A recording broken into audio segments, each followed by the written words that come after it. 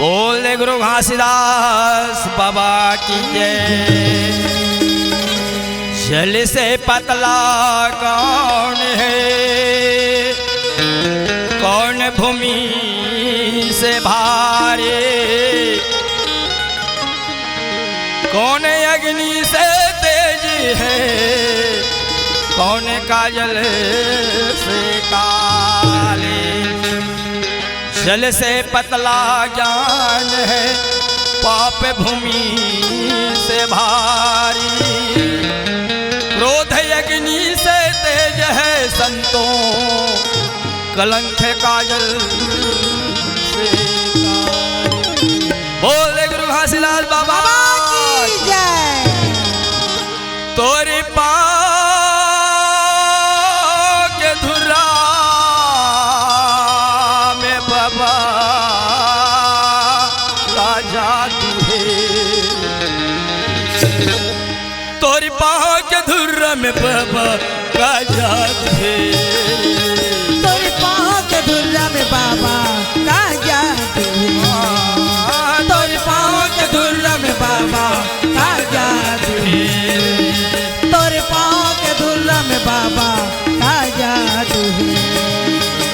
धोए बिना मैं माना नहीं, ये कर वो करेला सुना नहीं, धोए बिना मैं माना नहीं, ये कर वो करेला सुना नहीं। चाहे छूट जही, चाहे छूट जही, चाहे छूट जही मोरो प्राण बाबा जादू है, तोरी पाँव के धुर्रा में बाबा का जादू है, तोरी पाँव के धुर्रा में बाबा का जादू है।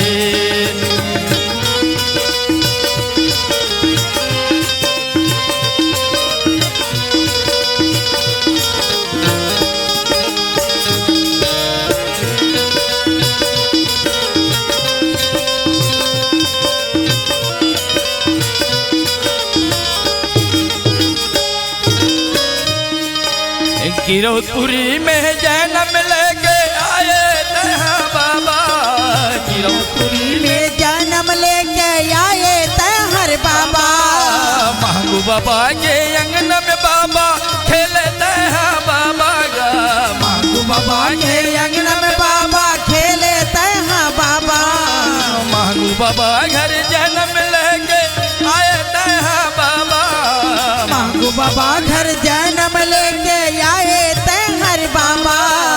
गाँव गली में आनंद छागे, घर घर में मोर बाबा गा, गाँव गाँव में आनंद छागे, घर घर में मोर बाबा गा। तोरी गड़ गए, तोरी गड़ गए, तोरी गड़ गए जोड़ा जैत खाम बाबा का जादू है, तोरे पाँव के धुर्रा में बाबा का जादू है, तोरे पाँव के धुर्रा में बाबा का जादू है।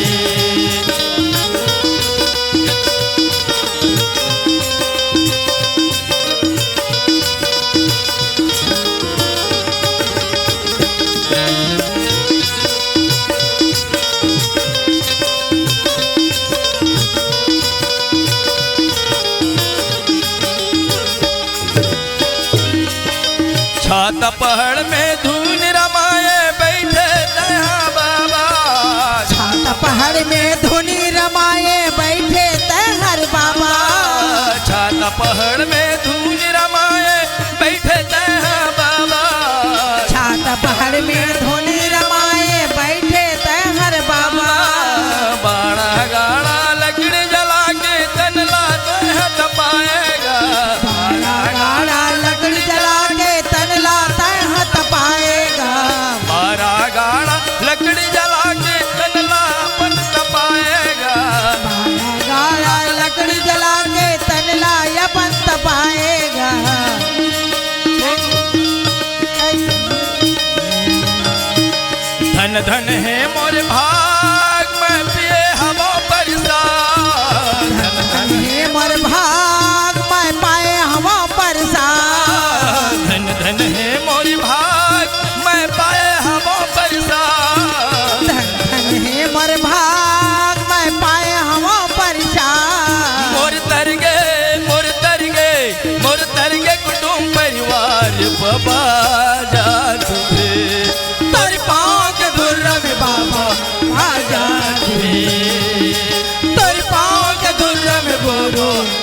जादू है।